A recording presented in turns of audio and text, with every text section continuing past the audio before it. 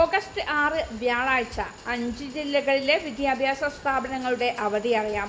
അതിനു മുമ്പായി ചാനൽ ഒന്ന് സബ്സ്ക്രൈബ് ചെയ്യുക, വീഡിയോ ലൈക്ക് ചെയ്ത് ഷെയർ ചെയ്ത് കാണാനും ശ്രമിക്കുക.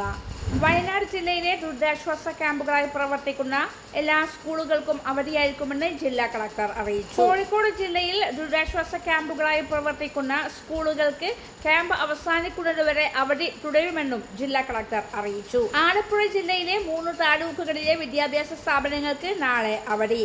കുട്ടനാട്, ചെങ്ങന്നൂർ, കാർത്തികപ്പള്ളി എന്നീ താലൂക്കുകളിലെ മുഴുവൻ വിദ്യാഭ്യാസ സ്ഥാപനങ്ങൾക്കും നാളെ അവധിയായിരിക്കും.